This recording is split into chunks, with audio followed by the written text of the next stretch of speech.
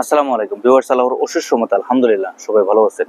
খুবই গুরুত্বপূর্ণ একটি বিষয়, অল্প সময়ের ভিতরে দুবাই ভিসা বর্তমান অবস্থা নিয়ে আপনাদের সামনে কিছু তথ্য তুলে ধরবো। যাই হোক, যারা দুবাইতে যাওয়ার জন্য প্রস্তুতি নিচ্ছেন বা যাওয়ার জন্য চেষ্টা করতেছেন তাদের জন্য আজকের এই ভিডিওটি খুবই গুরুত্বপূর্ণ। দেখেন, এই দুবাইতে বর্তমানে আমাদের যেটা খুবই খুবই গুরুত্বপূর্ণ হয়ে দাঁড়িয়েছে বা আমরা অনেকেই চিন্তা ভাবনা করতেছি আসলে দুবাইতে গিয়ে আমরা কিছু একটা করব বা দুবাইয়ের ভিজিট ভিসা, ফ্যামিলি ভিসা, এই দুটো ভিসার ক্ষেত্রে অনেকেই কিন্তু চিন্তা করতেছেন যে আসলে এই দুটো ভিসা চালু হয়েছে কিনা বা যাওয়ার জন্য চেষ্টা করতেছেন। বর্তমানে দুবাইয়ের যে ভিজিট ভিসা, সেটা অনেক ধরনের রিকোয়ারমেন্টস এসেছে। এই রিকোয়ারমেন্টসগুলোর কারণে আমরা যারা সেখানে যাওয়ার জন্য প্রস্তুতি নিচ্ছি বা যাওয়ার ক্ষেত্রে প্রসেসিং করতেছি, দেখেন এই আগে যেই সহজ মানে খুব একবারে অল্প স্বল্প টাকার বিনিময়ে স্বল্প রিকোয়ারমেন্টসের উপর ভিত্তি করে আমরা সেখানে পৌঁছতাম, বর্তমানে কিন্তু সেটা নেই। বর্তমানে বিশাল আকারে পরিবর্তন এসেছে। যে রিকোয়ারমেন্টসগুলো দিচ্ছে সেগুলো আমরা বাংলাদেশি হিসাবে আমরা অনেকেই কিন্তু ফুলফিল করতে পারতেছি না, যার কারণে কিন্তু আমরা বিপদ সীমার উপরে চলে যাচ্ছি। আবার অনেকেই দেখবেন যে বর্তমানে ফ্যামিলি নেওয়ার জন্য প্রচুর পরিমাণে উঠে পড়ে লেগেছে যে ভাই বিভিন্ন দেশে, যেমন ধরেন ইন্ডিয়ার ক্ষেত্রে কোনো ধরনের রিকোয়ারমেন্টস নেই। ইন্ডিয়ার ক্ষেত্রে দুবাই কিন্তু বর্তমানে ফ্রি ভিসা করে দিচ্ছে, তারা চাইলে কিন্তু আসতে পারতেছে, যাইতে পারতেছে। কিন্তু বাংলাদেশিদের ক্ষেত্রে সেটা কিন্তু অনেক ধরনের হার্ড করে দিচ্ছে। তো ফ্যামিলি ক্ষেত্রে আপনি যদি স্পাউস হিসেবে, আপনি যদি স্ত্রী সন্তান বা আপনি যদি কাউকে নিতে চান দুবাইতে বাংলাদেশি হিসেবে, তো সেই ক্ষেত্রে কিন্তু আপনার 3,000 দেড়হামের মতো আপনার অর্থ দেখাতে হবে। এবং আপনি সবচেয়ে বড় যেই মানে কন্ডিশনটা, সেটা হচ্ছে 3 থেকে 4,000 দেড়হাম আপনার বেতন থাকতে হবে দুবাইতে। এখন কয়জনের বেতন আছে দুবাইতে, নিজস্ব কোনো কোম্পানিতে কাজ করে তারা ফ্যামিলি নিয়ে সেখানে? এই ধরনের প্রুফ বা রিকোয়ারমেন্টসগুলো আমাদের বাংলাদেশিদের ক্ষেত্রে বিশাল বড় একটি ঝামেলার সৃষ্টি হয়ে গেছে।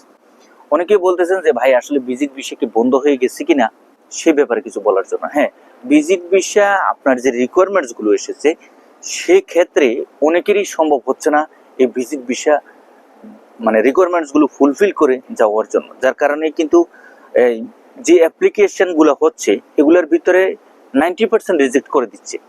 হয়তো বা 10% তারা পেন্ডিং এ রাখছে, তারা দিতেছে, প্রসেসিং এ রাখতেছে, তারা আস্তে আস্তে দিতেছে।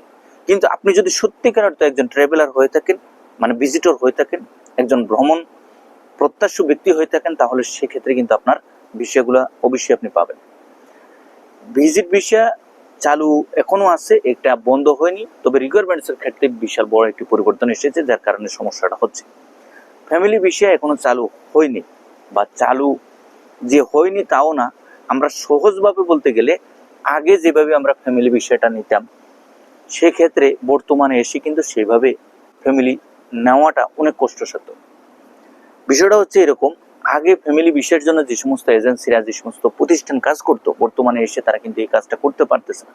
তার মূল কারণ হচ্ছে আপনাকে 3 থেকে 4,000 দেড়হাম যে ব্যক্তি আপনাকে নিবে তার কিন্তু মাসিক আয় দেখাতে হবে দুবাইতে, যে আপনি যে স্পাউস হিসেবে আপনাকে নিচ্ছে, সেখানে নিয়ে আপনি যে থাকবেন, আপনাকে যে ভরণ পোষণ দিবে, খাওয়াবে, তার সে উপযুক্ত অ্যাবিলিটি, দক্ষতা আছে কিনা, সে তার উপর ভিত্তি করে আপনি থাকতে পারবেন কিনা, এই সমস্ত বিষয়গুলোর উপর ভিত্তি করে কিন্তু বর্তমানে এই বিষয়গুলো দেওয়া হচ্ছে।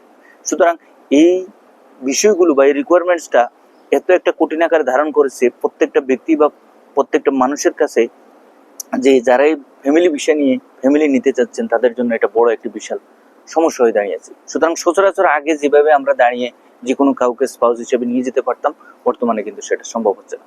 এই হচ্ছে মূল বিষয়গুলো।